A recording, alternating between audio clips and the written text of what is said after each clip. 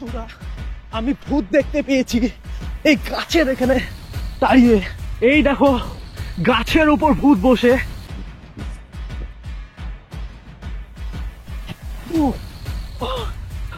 বন্ধুরা, সামনে ভূত চলে এসছে। ভূত আমার সামনে।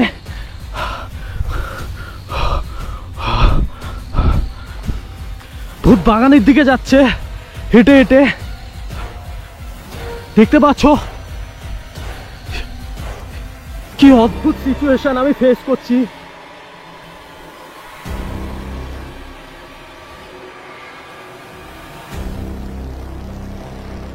Hello friends, welcome back to our another episode of 3M blogs.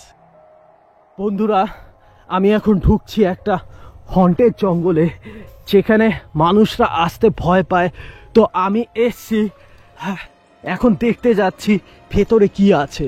দেখতে পাচ্ছ প্রচন্ড জঙ্গল চারদিকে। চারদিকের পরিবেশটা দেখো, জাস্ট হন্টেড টাইপ পরিবেশ। আর এখানে আমি ঢুকে যাচ্ছি, দেখতে পারছো।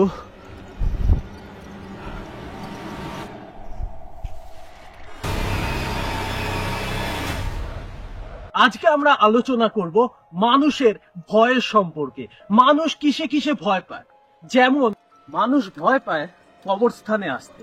এদিকে কবরস্থান একটা পবিত্র জায়গা, তেমনি মানুষ আসতে ভয় পায় শ্মশান। এদিকে শ্মশানও কিন্তু একটা পবিত্র জায়গা। তেমনি মানুষ আসতে ভয় পায় এই সমস্ত জঙ্গলে, কারণ এই সমস্ত জঙ্গলে লুকিয়ে আছে বাংলাদেশি গোস্ট হান্টার। তো আজকের ভিডিওতে আমরা দেখাবো কি করে বাংলাদেশি গোস্ট হান্টারদের ভয়ে এখানে মানুষ চলাচল করতে পারে না। সো দেখতে থাকো আজকের ভিডিও। আর যদি ভালো লেগে থাকে তাহলে অবশ্যই লাইক করতে ভুলো না। দেখতে থাকো, সঙ্গে থাকো 3M ব্লগ। সো বন্ধুরা, আমরা এখন প্ল্যান ডিসাইড করছি যে কিভাবে এই জায়গাটাকে হন্টেড ভিডিওতে পরিণত করব। তার জন্য আমাদের দরকার একটা স্পেস, যেখানে আমরা বানাবো ট্রমা টাইপ এফেক্ট অ্যান্ড একজনাকে ভূত রূপে, যেমন বাংলাদেশি গোস্ট হান্টাররা করে, ভূত রূপে একজনাকে দাঁড় করিয়ে দেয় যে ভূত সেজে দাঁড়িয়ে থাকে। আর ইনভেস্টিগেটররা আসে, দেখতে পায় সরাসরি সামনে ভূতকে। সো এই দেখে মানুষরা নাকি ভয় পায়। সো আজকে আমরা সেই এপিসোডই বানাতে চলেছি। এই জঙ্গলের মধ্যে এখানে একটা বাঁশবাগান রয়েছে, আর তার পাশেই রয়েছে আম গাছের এরিয়া। সো এখানে আই থিঙ্ক খুব ভালো একটা হরর ভিডিও বানানো যাবে, যেমন গোস্ট ফাইটার, গোস্ট হান্টার এবং all the channel million million views কামাচ্ছে শুধু এইসব ফেক ভিডিও বানিয়ে। সো আজকে আমরাও বানাতে চলেছি, তোমাদের দেখাতে চলেছি কি করে বানায়, যাতে তোমরাও বানাতে পারো আর মিলিয়ন মিলিয়ন ভিউজ কামিয়ে ইনকাম করতে পারো। সো দেখতে থাকো। প্রথম শটে আমি ভাবছি ভূত সাজাবো আমাদের যে বন্ধু আছে ক্যামেরার পেছনে তাকে, আর আমি আসবো এই প্যাসেজটা দিয়ে দৌড়াতে দৌড়াতে ভূত দেখতে। সো এইরকমই একটা এপিসোড বানাতে চলেছি এখানে, সেটাই চিন্তা ভাবনা করলাম। দেখা যাক, এবার ভূত সাজানো যাক, দেখতে থাকো।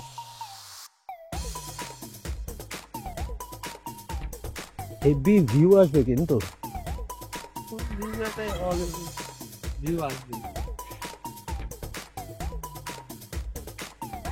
তুই এক কাজ কর, এই সামনের গাছটার মগডালের মাঝখানে ভূত সেজে বসে থাকে।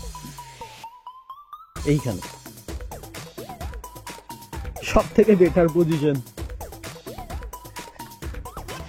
দেখ, ব্যাগ থেকে আমাদের ভূতের কাপড় বার করতে চলেছে এখন ব্যাগ থেকে। এইখানে লাস্টের চেন। এই তো ভূতের হলো একটাই কাপড় হয়, রাতের কুহেলি সমস্ত চ্যানেল একটাই জিনিস দেয়, সাদা কাপড়। এই সাদা কাপড়ে ভূত হয়। সো আমরা সাদা কাপড় জোগাড় করে নিয়ে চলে এসেছি ভূত সাজাবো বলে। দে ব্যাগ, দে ব্যাগ আমার পিঠেই থাক। গাছে উঠে মুড়ি দিয়ে বসবো। হ্যাঁ, তুই কাপড়টা আগে দে, আগে আগে উঠে পো, গাছে উঠে পো। মাঝখানটা উঠে এমনি নর্মালি বস, তার উপর দিয়ে কাপড়টা দিয়ে বসতে হবে।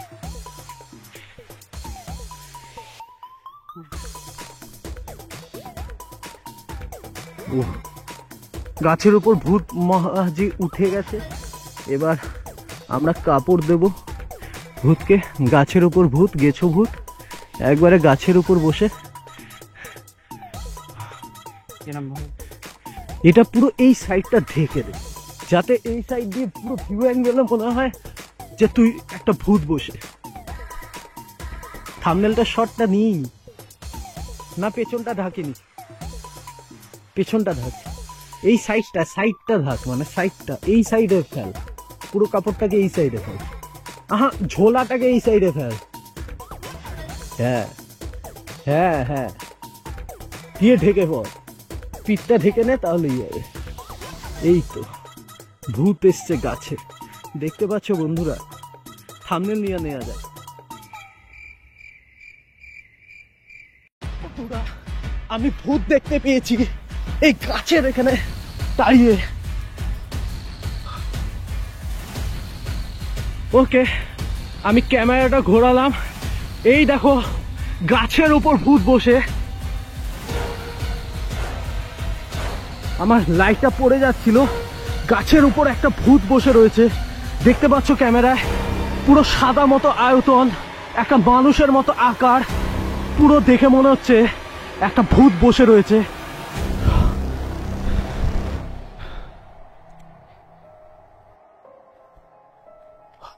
ও কি বন্ধুরা, গাছের থেকে ভূত হাওয়া হয়ে গেছে, ভূত উড়ে চলে গেছে। সরাসরি ইউটিউবে প্রথমবার দেখছো তোমরা, তা কোথায় গেল আমি জানি না। এখন বাগানের চারদিকে দেখছি ভূতের সন্ধানে। কোথায় গেল ভূত? ভূতটা কই গেল খুঁজছি, এখানে ছিল ভূত।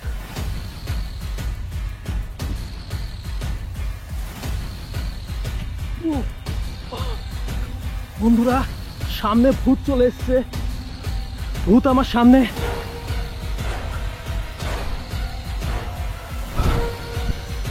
ভূত বাগানের দিকে যাচ্ছে হেঁটে হেঁটে, দেখতে পাচ্ছ? কি অদ্ভুত সিচুয়েশন আমি ফেস করছি। ভূত ওই সামনে রয়েছে। বন্ধুরা, এই গাছের ডালে ভূত চেপে গেছে, গাছের ডাল নড়ছে, দেখো, দেখতে পাচ্ছ ক্যামেরায়? আওয়াজ হচ্ছে, গাছের ডাল নড়ছে গোস্ট ফাইটারদের মতো। বাঁশের মধ্যে ভূত মনে হয় দোল খাচ্ছে এখানে, তাই তো দেখে মনে হচ্ছে। দেখেছো কি অস্বাভাবিক ভূতের আচরণ, এখানে কিভাবে ভূত অ্যাক্টিভিটি করে দেখতে পাচ্ছ তোমরা লাইভ ক্যামেরায় রয়েছো। তোমাদের যদি ভিডিওটা ভালো লেগে থাকে লাইক করো, লাইক করো। আমাদেরও ভূতের ভিডিও একবারে রিয়েল ভূত, দেখো বাস নাড়াচ্ছে। সো বন্ধুরা, এই কয়েকটা শট নিতে গিয়ে পুরো হাঁপিয়ে গেছি, দৌড়াতে হয়েছে, প্রচুর ক্লান্তি গেছে আমার এবং আমার বন্ধুর দুজনারই। ও ভূত সেজেছিল আর আমাকে অ্যাজ এ ক্যামেরা পার্সন দৌড়াতে হচ্ছিল, মানে পুরো দেখতে পাচ্ছ সবকিছু ভিজে গেছে। ভূতের ভিডিও বানাতে গোস্ট ফাইটার, গোস্ট হান্টার, ওদের কিন্তু অনেক মেহনত করতে হয়, এটা ঠিক। কেন কি ওদের টিম সংখ্যা বড়, অনেক ছেলে পেলে অনেক অ্যাক্টিভিটি করে, আর আমরা সেখানে দুজন মিলে, তাই আমরা টের পাচ্ছি কতটা মেহনত হয়, মানে কতটা খাটনি হয়। সো এই খাটনির ফল অবশ্যই শেয়ার করো, সবাইকে জানিয়ে দিও কিভাবে এই সমস্ত ফেক ভিডিও বানায়। আর যেখানে আমি বানালাম ওখানে দেখতে পেলে তোমরা ওই আম গাছ তলায় আয়,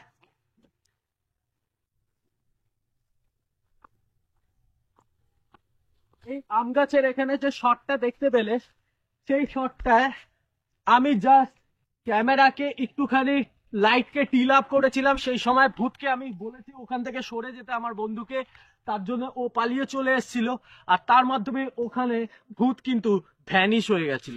তো এই ধরনের এফেক্টকে স্টপ মোশন এফেক্ট বলে, স্টপ মোশন ক্যামেরা এফেক্ট। তো এটা সাধারণত আমরাও করতে পারি, সমস্ত এডিটাররা করতে পারে যদি তারা চায়, এবং প্রত্যেকটা মানুষ যদি চায় করতে পারে। সো এই আজকালকার যুগে এই সমস্ত ভিডিও বানিয়ে মানুষদের দিনের পর দিন বোকা বানাচ্ছে। বহুদিন ধরে আমি এক্সপোজ করছি এদেরকে, তোমরা জানো।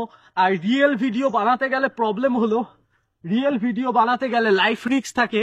আর সত্যিকারের স্পিরিটের পেছনে সন্ধানে তোমরা সবাই জানো আমি যেতাম একলা, আর সেখানে একলা যদি যাওয়া হয় তাহলে প্রবলেমটা হলো প্রচুর পরিমাণে লাইফ রিস্ক থাকে। মানে সাপের উপদ্রব থেকে আরম্ভ করে মশা মাছি পোকা মাকড় এইসব তো সহ্য করতে হয়, প্লাস রাতের গরম এনভায়রনমেন্ট যেমন থাকে সেই সিচুয়েশন ফেস করতে হয়, প্লাস সেই লোকেশনে যদি কোনো দুষ্কৃতী থাকে, আসামি থাকে, গুন্ডা থাকে, সেগুলোকেও আমাদেরই ফেস করতে হয়। আর আমি তখন থাকি একলা, এবং এই কারণে বহু কিছুতে আমি বহু বিপদে পড়েছি, এবং যার জন্যে এখন আর লাইফ রিস্ক নিতে চাই না।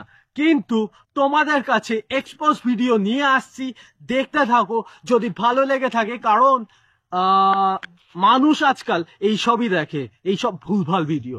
সো তাই কিছু করার, বাংলাদেশের কন্টেন্ট ক্রিয়েটারদের এক্সপোজ করা যায় তাহলে অবশ্যই সে সমস্ত ভিডিওগুলো ভাইরাল হওয়া বন্ধ হবে, প্লাস মানুষের কাছে সত্যিটা তুলে ধরা যাবে যে মানুষরা কেন মিছি এই সমস্ত ভিডিওকে রিয়েল ভেবে এই সমস্ত ভিডিওকে সাপোর্ট করে এবং দেখতে থাকে। সো আজকের মতো এখানেই শেষ করছি। ভিডিওটা যদি ভালো লেগে থাকে লাইক করো। আমি এইম করছি এটায় 1000 লাইক। সো তোমরা যদি যারা তোমাদের যদি মনে হয় যে এই ভিডিওটা লাইক করার প্রয়োজন তাহলে লাইক করো। আর এখন আমরা বেরোচ্ছি বাড়ির দিকে, পুরো ঘামে ভিজে গেছি, অবস্থা খারাপ রয়েছে। So tata, bye bye.